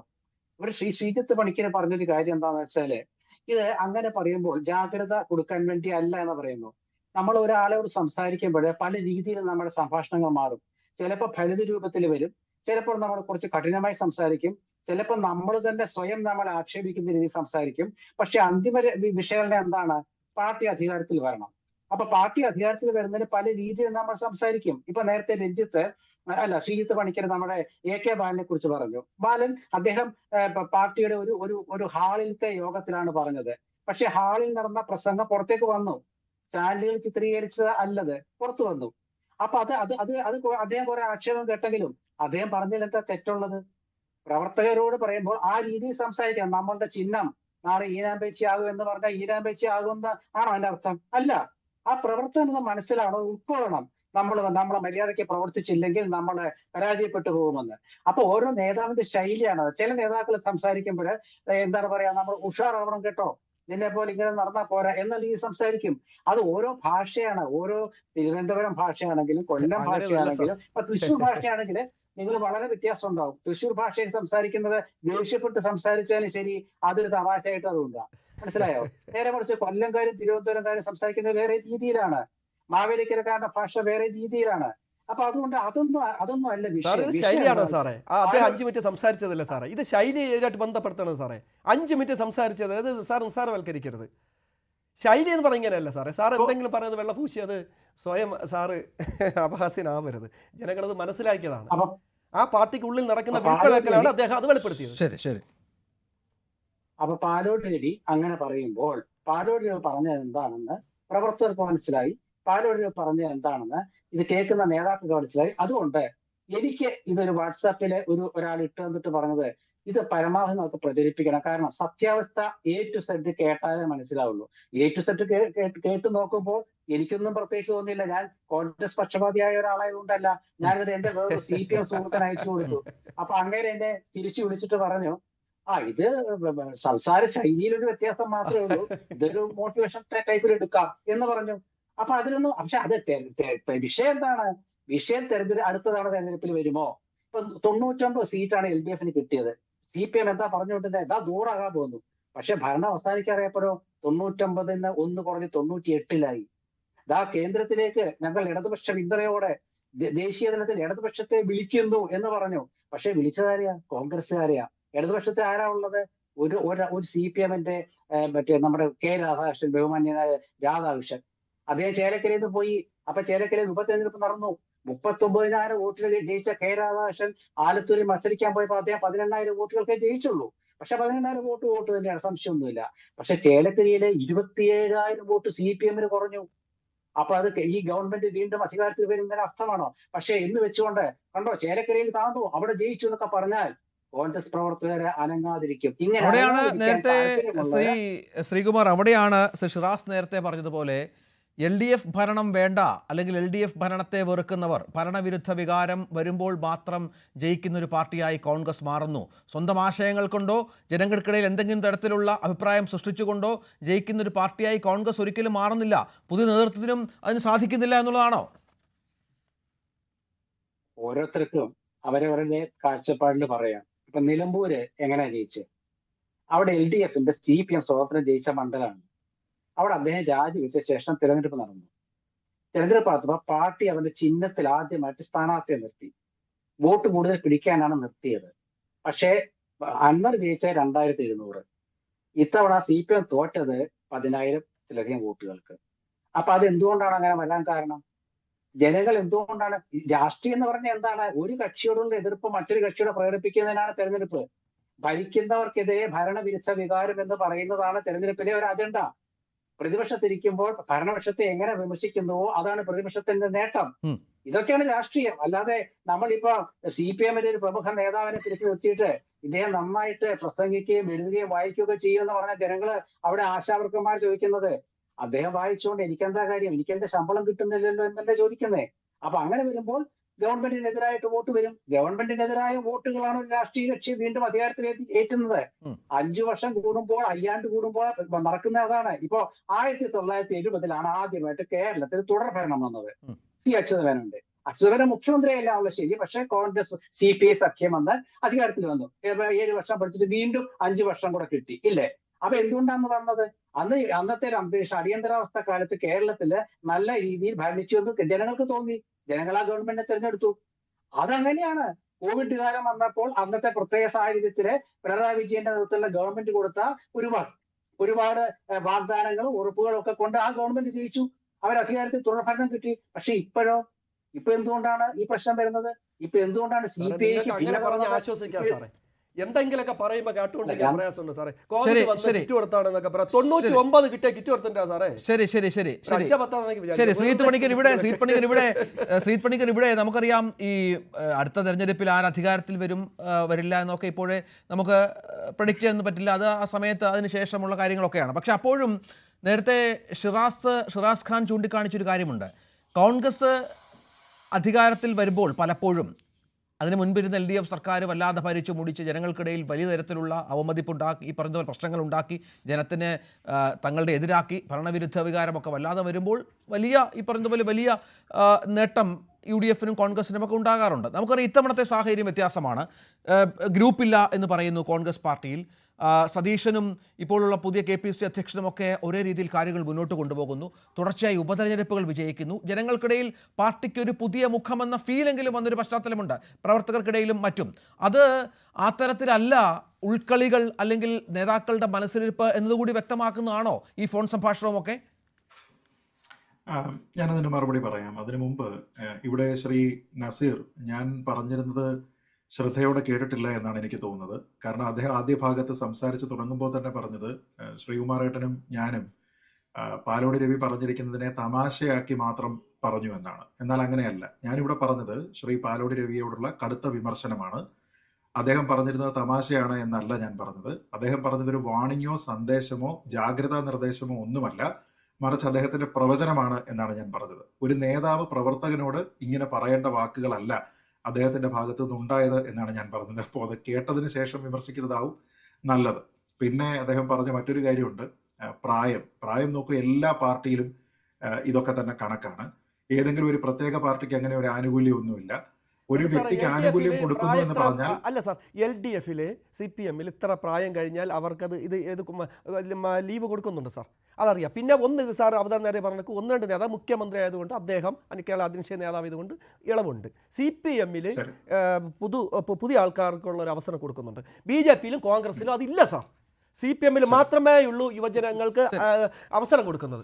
ശരി മുഖ്യമന്ത്രിക്ക് ഇളവ് കൊടുക്കുന്നത് മനസ്സിലാക്കാം. താങ്കളോട് തർക്കത്തിനല്ല, പക്ഷെ ഒരു കാര്യം പറയൂ.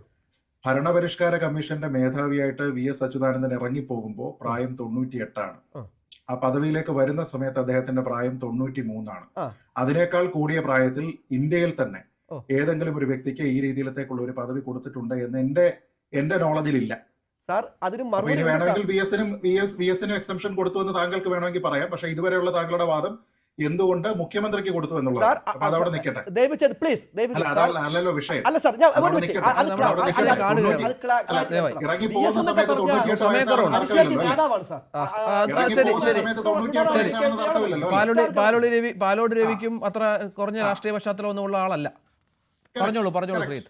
അപ്പൊ പിന്നെ അതൊക്കെ ഓരോ പാർട്ടിയുടെ തീരുമാനമാണ്. അതല്ലാതെ ഞങ്ങളുടെ പാർട്ടി അങ്ങനെയൊന്നും അല്ല എന്ന് പറയുന്നതിൽ കാര്യമില്ല. ഈ 98 വയസ്സ് വരെ ഈ രീതിയിലത്തേക്ക് ഇരുന്നിരുന്ന ഒരാളും ഇന്ത്യയുടെ ചരിത്രത്തിലുണ്ടെന്ന് ഞാൻ കരുതുന്നില്ല. അതുകൊണ്ട് അത് ന്യായം പറയണ്ട.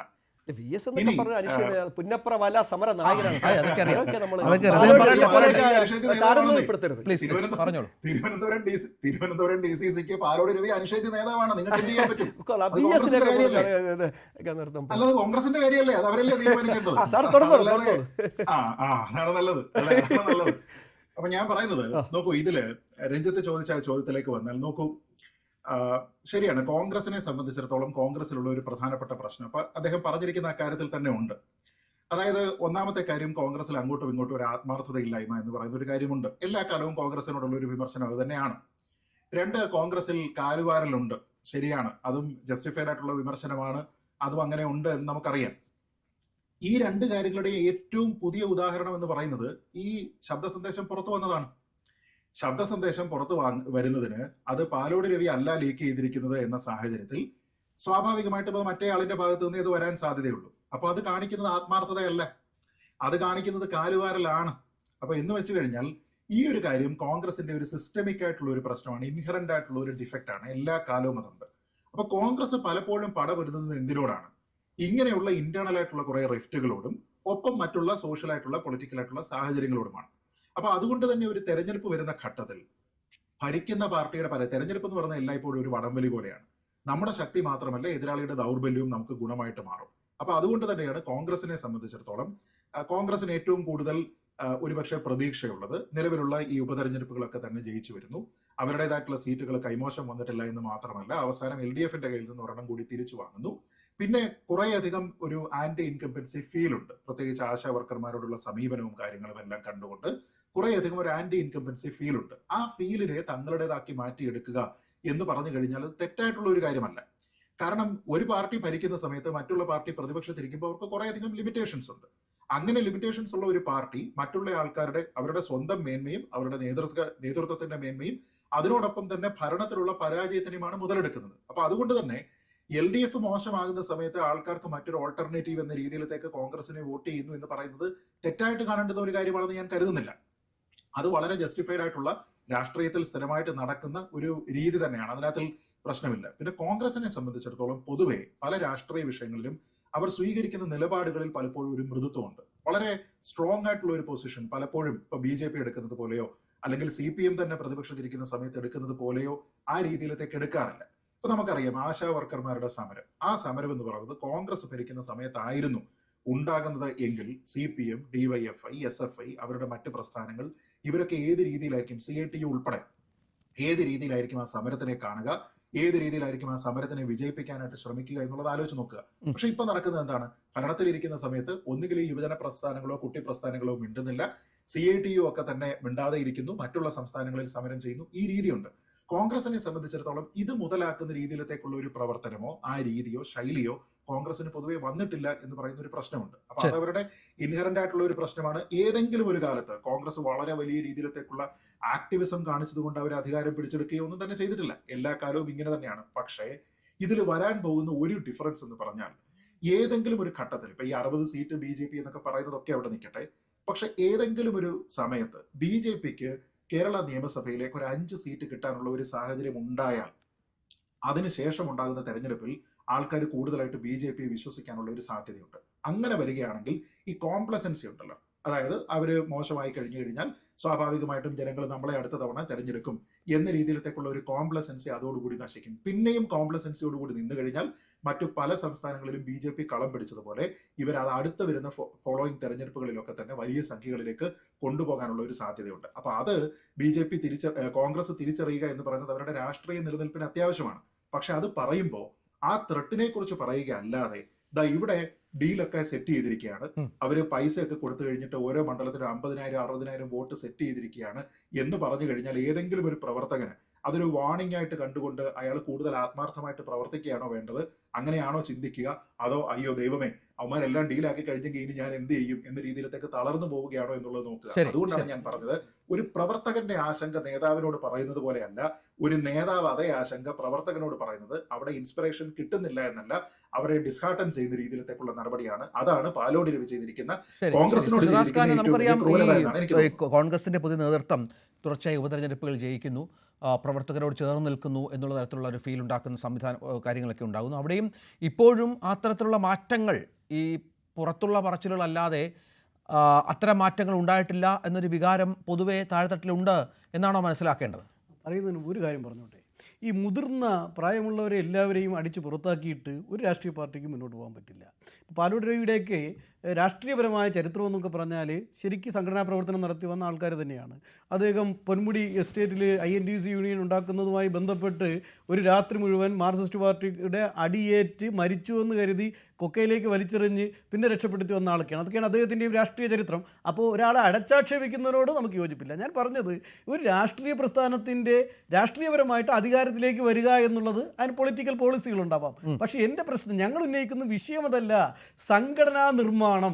സംഘടനാ നിർമ്മാണത്തിലേക്ക് വരുമ്പോൾ ഒരുപാട് പ്രായം ചെന്നവരെയൊക്കെ മാറ്റി നിർത്തിയിട്ട് ഊർജ്ജസ്വലരായിട്ടുള്ളവരെ, കുറച്ചുകൂടെ സഹിഷ്ണുതയുള്ളവരെ സംഘടനാ നിർമ്മാണത്തിൽ പാർട്ടി ഭാരവാഹിത്വത്തിലേക്ക് പരിഗണിക്കണമെന്നാണ് പറഞ്ഞത്. മനസ്സിലായില്ല. അല്ലാതെ പാലോട് രവി മോശമാണ് എന്ന് പറഞ്ഞില്ല. അദ്ദേഹത്തിന് ജനഗണമന പാടാൻ അറിഞ്ഞുകൂടാത്തത് കൊണ്ടല്ല. അദ്ദേഹം അപ്പോഴുണ്ടായ ഒരു സാഹചര്യത്തിൽ തെറ്റിപ്പോയി. അദ്ദേഹം നന്നായി ജനഗണമന പാടുന്ന സഹോദര, നിങ്ങൾ ഈ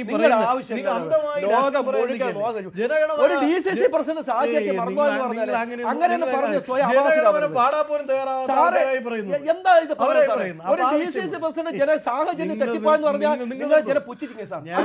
ആ കാര്യങ്ങളല്ല ഒരാളുടെ അപ്പോൾ വന്നൊരു സാഹചര്യം പറഞ്ഞു. അല്ല, ജനഗണമന പാടാൻ 1ാം ക്ലാസ് പഠിക്കുന്ന ആൾക്കാർക്ക് ജനഗണമന പാടാം. വിഷയമല്ല, നമ്മുടെ ചർച്ചയുടെ വിഷയമാണെന്ന്.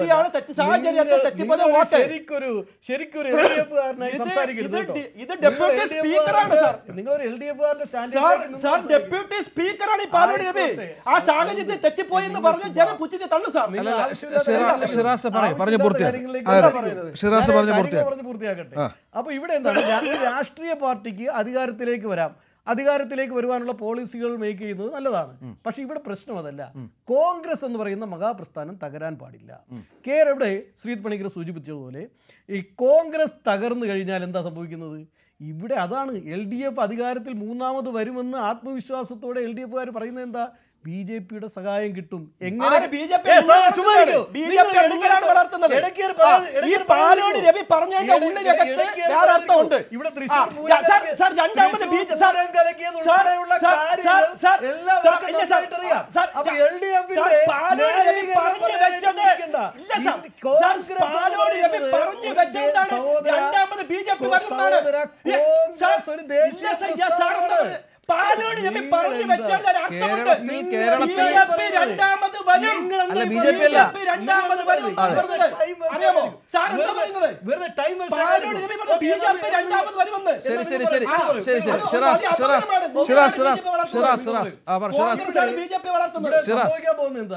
ഇവിടെ കോൺഗ്രസ് പാർട്ടി, ഇവിടെ CPM അല്ലെങ്കിൽ LDF വീണ്ടും അധികാരത്തിൽ വരും. എങ്ങനെ?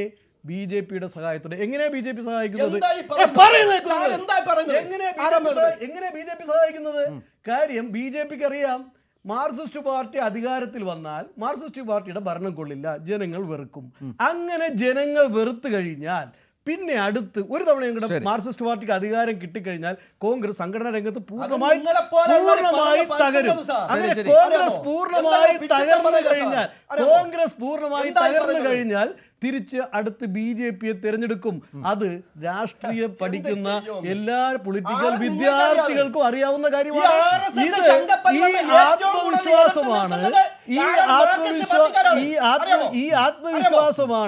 ഈ ആത്മവിശ്വാസമാണ് പിണറായി വിജയൻ ഉൾപ്പെടെയുള്ളവർക്ക് വീണ്ടും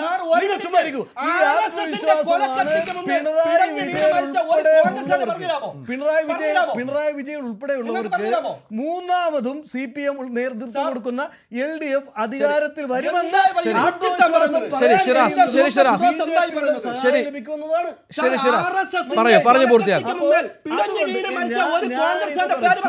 അതൊക്കെ കവരപ്രസംഗത്തിൽ യാഥാർത്ഥ്യം അതൊന്നുമില്ല. അതൊക്കെ സംഘപരിവാറിനെ എതിർക്കുന്നതൊക്കെ എന്തിനാണ്? ഇവിടുത്തെ സാമുദായിക വോട്ട് കിട്ടാൻ വേണ്ടിയിട്ട് യുദ്ധം നടത്തുമ്പോൾ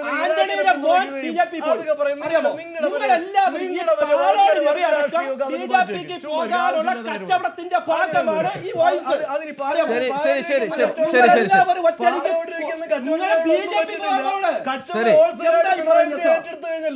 ഇവിടുത്തെ കച്ചവടം സഹോദര, അത് നിങ്ങളുടെ നേതാവ്. എനിക്ക് സമയക്കുറവുണ്ട്. ചർച്ച അവസാനിപ്പിക്കണം. ശരി ശരി സമയമില്ല ഷിറാസ് സമയമില്ല തർക്കിച്ച് സമയം കളഞ്ഞു. ശ്രീ നന്ദി ശ്രീജിത്ത് പണിക്കർ, ഒപ്പം ശ്രീ വെമ്പായം നസീർ, ശ്രീ ഷിറാസ്, എൻ ശ്രീകുമാർ ചർച്ചയുടെ ഭാഗമായത്. നമ്മൾ പ്രേക്ഷകരോട് ചോദിച്ച ചോദ്യം മറ്റൊന്നുമല്ല, പാലോട് രവിമാർ കോൺഗ്രസിന് ബാധ്യതയോ എന്നായിരുന്നു. അതിൽ ഏതാണ്ട് 78% ആളുകളും ബാധ്യതയാണ് എന്ന് തന്നെയാണ് അഭിപ്രായം പ്രകടനം നടത്തിയത്. അല്ല എന്ന് 17% ആളുകളും, നിഷ്പക്ഷമായി 5% പ്രേക്ഷകരും പ്രതികരിച്ചു. പ്രൈം ഡേറ്റ് പൂർണ്ണമാകുന്നു. നമസ്കാരം.